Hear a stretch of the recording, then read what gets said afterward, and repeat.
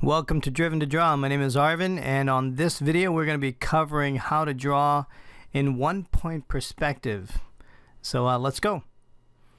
So what I've got here, I'm using a ruler, and I'm doing this only because at the beginning, typically I have people do all these line exercises so that they're able to draw straight. But since this is really a video about fundamentals and the very beginning of perspective drawing, I decided to go ahead and just use the tools. So if you got a ruler handy, this is good, but traditionally when we start to draw and do exercises, we end up doing all these things by freehand. So one point perspective, what happens is that you start to draw primitive shapes that are converging to a vanishing point, and it's a single vanishing point.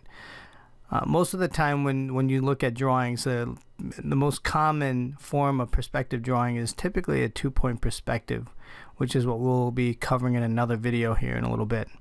But when you're working with one-point perspective, you've got a single vanishing point along the horizon line.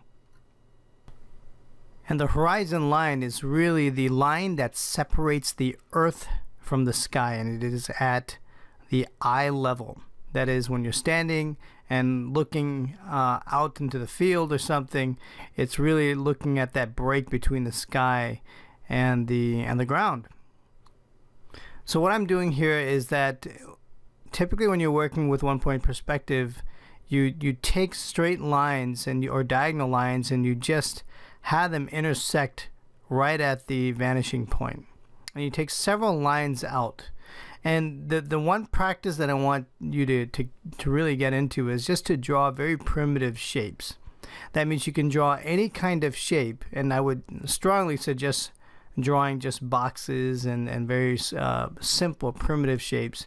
And all you need to do is just take the points, which are, in this case, when you look at this box, it's just taking the points and then drawing a line from that point to the vanishing point. Okay, so it's the point, the corner of each box, and then drawing a line from that point to the vanishing point. So what I'm doing right now is just trying to look at, how do I want to piece some shapes together. That means taking a box or some very primitive shapes, breaking them up, looking at taking away or cutting away material, and then seeing how I project that back into the vanishing point. So that way you're making sure that the people who are able to look at your shape are able to rationalize it. In fact, it's how you are able to rationalize it. And this is really terrific training at the beginning, because lots of the stuff that you do previously, or a lot of the things that you do look at with professionals, they have this all obviously down. And to make sure that you get it all down is to do a lot of the practice exercises. What's nice about one-point perspective is that everything else, the front face, if you're drawing something, you're really working with just parallel lines. And it's the parallel lines that you're going to use, that you're going to draw lines from those corners and then take them to that vanishing point. Now, as I use this ruler, it is definitely cheating. I don't typically like to use a ruler, but like I mentioned before, if you're starting out, it's okay. Go ahead and do it. So once again, I have one point of the shape with this rectangular shape here.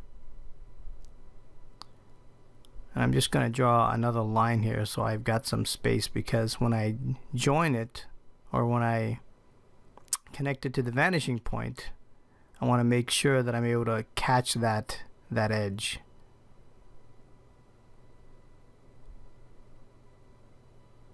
Because I want to make sure I'm intersecting it. I'm just going to be off the page. And I can make that line a little bit darker. And then wherever I've connected it, I just draw a vertical line going up. So what you see is just this rectangular block that is sitting on top of another rectangular block, and it's just shifted over.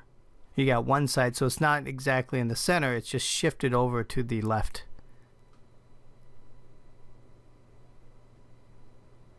So we've got sort of an overhang. So for you to see that a little better, I'm just going to darken the lines here.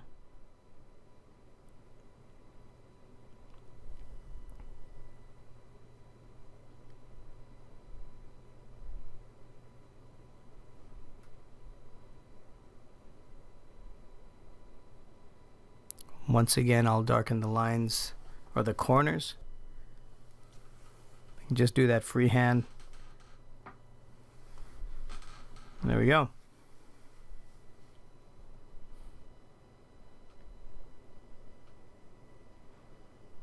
Now, one of the requests was making sure this is really slow. People seem to want videos that are not sped up. But I gotta say, when doing this kind of stuff, it can get kind of boring unless you speed it up. Okay, so now what I'm doing is just now doing a cutaway. That means I just want to take the shape. So I'm just once again connecting it to a vanishing point, and I'm just trying to see, well, if I took this shape and I just cut a portion of it at this triangular section away, what is that going to look like? How does that look like in perspective? And this is how you map everything out. So once again, I'm just going to be joining.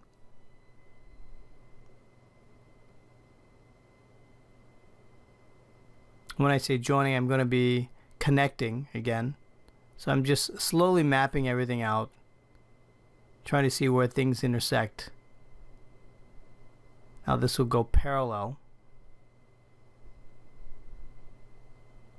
If there was 2-point perspective, this would be quite a bit different.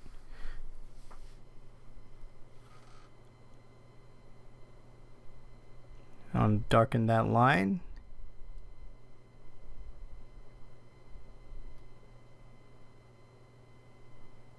We're cutting away in this section.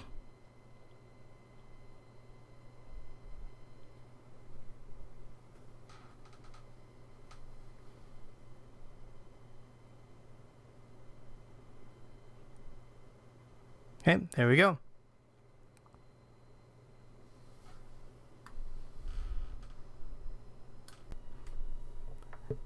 Now the last thing here, what I'm going to do, I'm just going to speed up the video here, just make it twice as fast so we can just cruise through this stuff.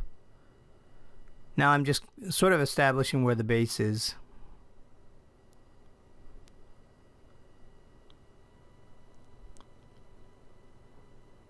Okay,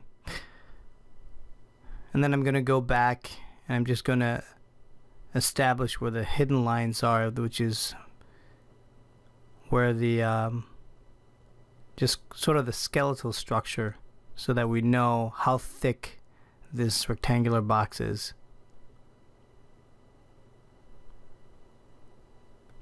So this is about it. I hope you enjoyed this exercise on building primitive shapes in 1-point perspective, and we'll follow up with another example soon. We'll see you next time on Driven to Draw. Have a good one.